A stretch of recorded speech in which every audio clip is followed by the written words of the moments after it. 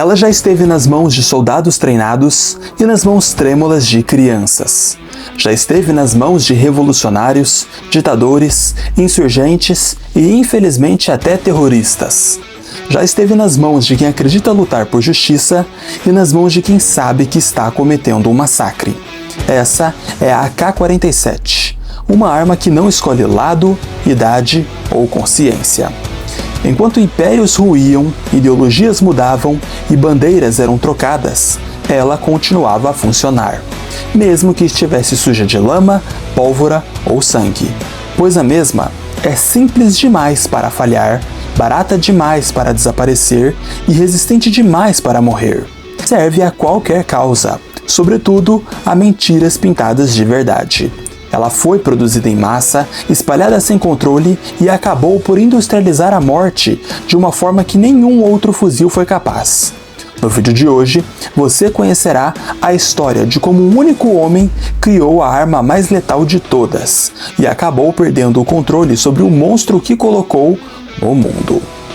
E aí, pessoal do YouTube, tudo bom com vocês? Meu nome é Aaron Fernandes e sejam todos muito bem-vindos a mais um vídeo meu aqui no YouTube. No vídeo de hoje, iremos falar sobre a arma que mais tirou vidas em toda a história humana, o fuzil AK-47. A AK-47 e as suas variantes matam cerca de 250 mil pessoas todos os anos, e há mais de 100 milhões de unidades dela espalhadas por todo o globo.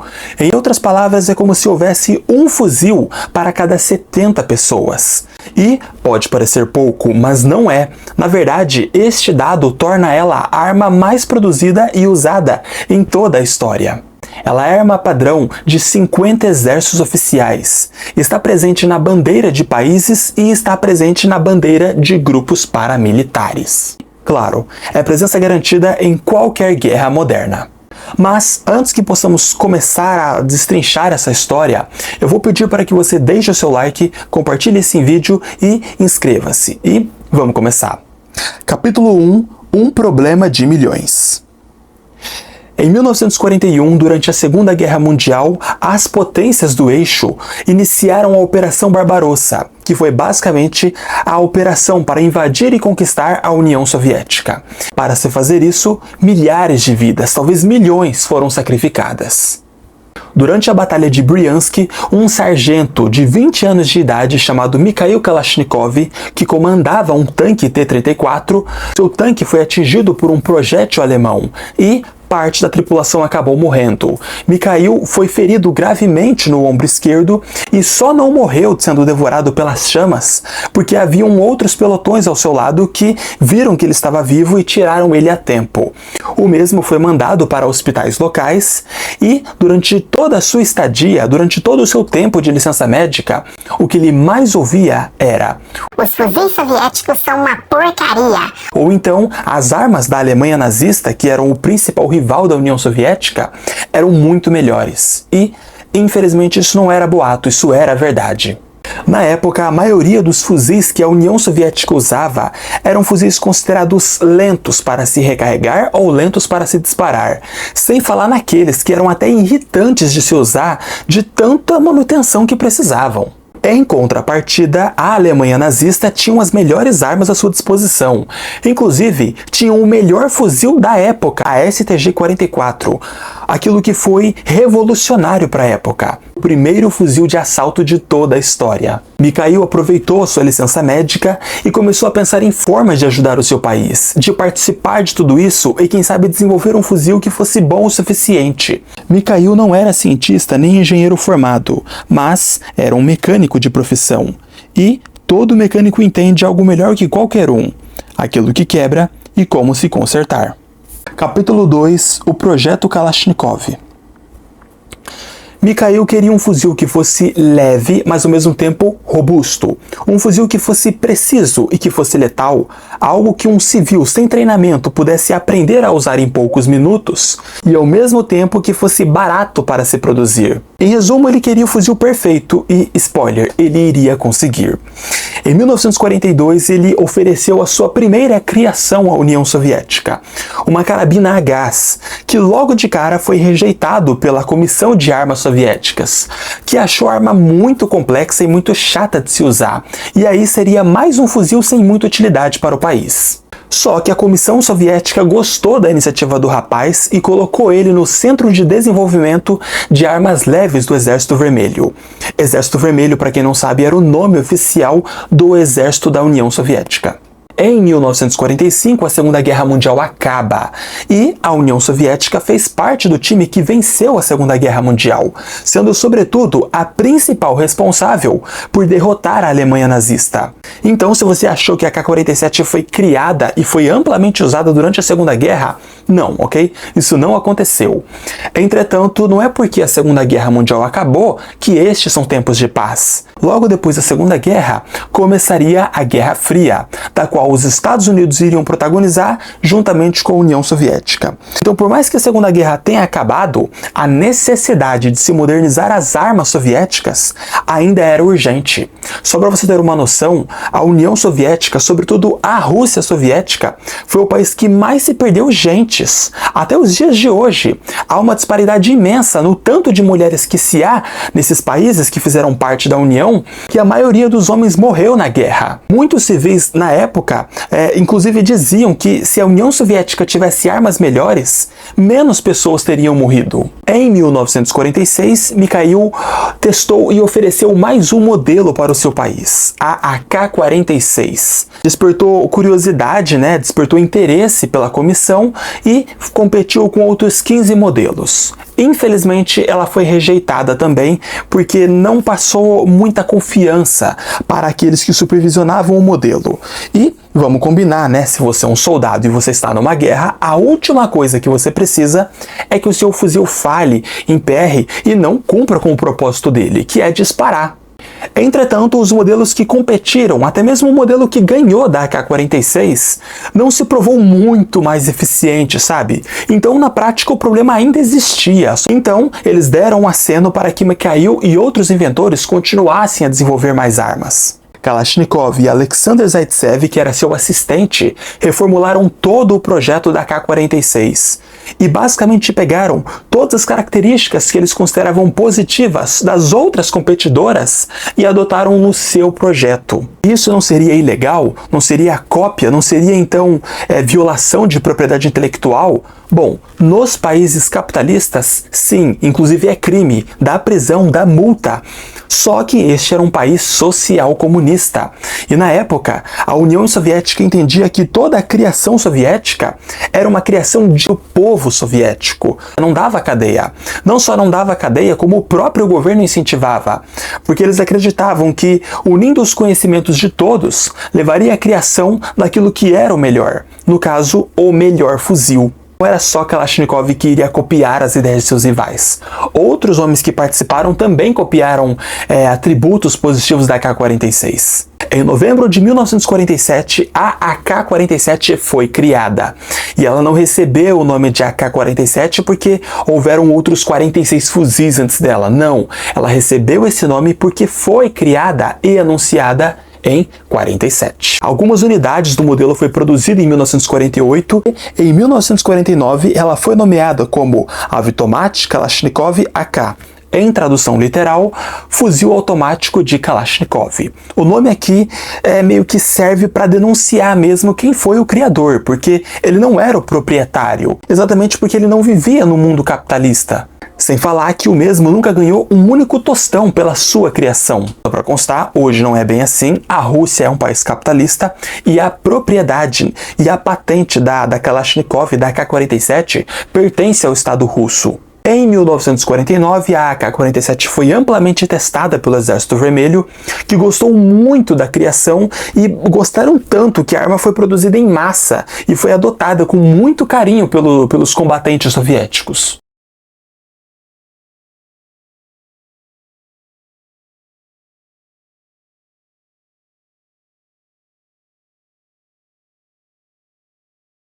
Capítulo 3 – A criação perfeita. A AK-47 se provou não só aquilo que a União Soviética queria, mas aquilo que qualquer exército do mundo queria. Ela era basicamente uma junção de todas as características que um fuzil ideal precisava ter. Primeiro de tudo, essa era uma arma muito barata de se produzir se comparada a outros fuzis da época. 2. Este era um fuzil fácil de ser usado. Qualquer civil, sem nenhum treinamento militar, era capaz de aprender a operar aquela arma em poucos minutos. 3. Fácil manutenção. A Kalashnikov AK-47 possui 8 peças principais, que não precisam de muita manutenção, uma coisa assim mensal, a menos, é claro, que esteja num ambiente muito sujo. As peças para serem repostas são baratas e às vezes nem precisam ser da AK-47 de fato. Ela aceita peças de outras armas, e muitas inclusive que nem precisam ser necessariamente da família da AK-47, da família Kalashnikov. Pode ser fuzis americanos que ela aceita. Ou seja, é uma arma muito versátil, muito fácil de se usar e muito fácil de se consertar. 4. É uma arma precisa e considerada letal, pois usa calibre 7,62 por 39 mm, o suficiente para se abater qualquer homem ou qualquer pelotão de homens em curtas e médias distâncias, e também é mais do que o suficiente para se atravessar qualquer parede de construção civil. 5. E acho que a característica mais legal dela, que revolucionou tudo na época, ela sobrevive a qualquer ambiente que você possa imaginar. Ela sobrevive em ambientes extremos, como por exemplo o inverno da Sibéria, ou então o calor infernal que faz no deserto do Saara. Ela vai funcionar mesmo diante da chuva, ou então vamos supor que você esteja no deserto, não importa, ela vai continuar funcionando. Ela também vai continuar funcionando no meio da lama, sabe? E tudo isso porque ela tem uma espécie de peça frouxa que fica entre as engrenagens, que permite com que a máquina continue a funcionar mesmo que haja detritos ou até líquidos no meio da arma. E na época os americanos debochavam da AK-47, diziam que era péssima, como tudo aquilo que o país criava. Só que não tinham essa opinião porque testaram o fuzil e atestaram que era um produto de má qualidade. Não, e sim por pura propaganda, por pura ideologia. Em contrapartida, os americanos iriam criar o seu principal competidor, o fuzil M16. A primeira vez que a Kalashnikov foi introduzida numa guerra foi na Guerra do Vietnã. Os soviéticos patrocinaram os vietnamitas do norte, os Vietcongs, e os americanos patrocinaram os vietnamitas do sul. E no final, a história daria o seu veredito. A AK-47 se provou top, ideal. Ela continuava a funcionar não importa o que acontecesse.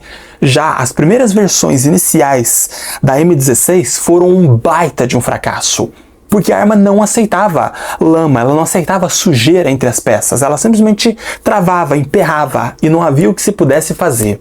Isso trouxe muita vergonha para os Estados Unidos, que rapidamente tiveram que trabalhar para consertar o problema. Mas enquanto não consertavam, queimaram a cara com o mundo e perderam credibilidade. Só para constar, hoje esse problema não existe mais, e as versões atuais da M16 funcionam tão bem quanto a AK-47. A AK-47 foi amplamente popularizada no mundo através da União Soviética, enquanto ela dava esses fuzis para os seus aliados. Só que ela realmente ganhou força e, assim, foi parar nas mãos de todo mundo quando a União Soviética caiu no início dos anos 90. A AK-47 cruzou fronteiras, décadas e ideologias. Ela participou de guerras civis, golpes de estados, conflitos étnicos, massacres e até conflitos esquecidos. Matou exércitos invasores e, infelizmente, tirou a vida de civis inocentes. Nos próximos 60 anos, Kalashnikov iria ver a sua criação espalhando violência e terror pelo mundo. E não era incomum com que repórteres abordassem o mesmo, perguntando: você se arrepende do que fez? Ou então você tem algum remorso? E Mikhail sempre respondia: eu durmo tranquilo. Eu fiz aquilo que era necessário. Eu fiz para proteger a minha pátria. Porém, no leito de morte, a situação se inverteu de um jeito absurdo. Basicamente porque se descobriu uma carta que Kalashnikov criou e mandou para a Igreja Ortodoxa Russa. Em suas palavras: minha dor espiritual é insuportável. Se meu fuzil tirou vidas, pode ser que eu, um cristão ortodoxo, seja então o culpado pelas suas mortes? Kalashnikov morreu no dia 23 de dezembro de 2013, aos 94 anos, vítima de uma hemorragia estomacal, de uma doença que ele tinha e que das quais nunca foi divulgada. Porém, a sua morte nunca encerrou o debate sobre quem ele foi em vida e sobre a sua criação, que até os dias de hoje se mantém mais do que viva e atuante. Infelizmente, o arrependimento de Kalashnikov não muda nada no mundo e não alivia as famílias que foram destruídas pela sua criação, não reduz todo o sangue derramado.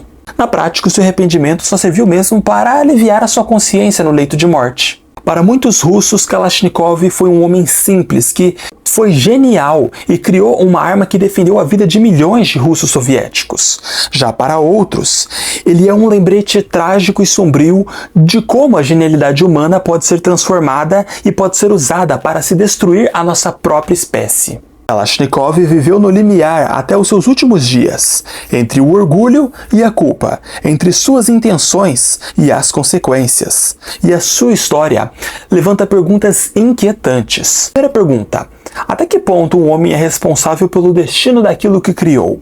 Segunda pergunta: um inventor é responsável somente pelas suas intenções ou também pelas consequências daquilo que cria? 3. Kalashnikov morreu orgulhoso de sua criação, como sempre disse em vida? Ou na verdade teria morrido em conflito silencioso com ela? E quarta e última pergunta, porém não menos importante: se a Kalashnikov AK-47 não tivesse sido criada, o mundo hoje seria mais pacífico? Ou seria igualmente violento, só que de outra forma? O Estado russo escolheu lembrar dele como um herói. Hoje, na cidade de Moscou, na capital russa, tem uma estátua de Kalashnikov de 9 metros de altura. Uma estátua imponente que homenageia o criador como um dos homens mais importantes da história russo-soviética. Uma estátua imponente que muitas vezes parece convidar a todos a refletirem sobre questões como a complexidade das relações humanas, a banalização da vida de nossos semelhantes, o poder, as guerras, mas sobretudo a ironia de algo que ele criou para proteger as pessoas e que hoje só causa desgraça e destruição. Será que os russos deveriam comemorar essa estátua, deveriam fazer essa estátua e celebrar Kalashnikov como um grande homem em sua história? Será que essa estátua é símbolo de orgulho para o seu país? Ou será que, erguendo essa estátua, eles estão, na verdade, legitimando um legado de violência? Será que os mesmos russos que aplaudem essa estátua de pé como um cara que foi um herói são os mesmos russos que pensam em todas as famílias que foram assassinadas, em todo o sangue, sobretudo em todo o sangue inocente que foi derramado? E eu sinceramente acho que não. Mas essas são perguntas que eu deixo para vocês.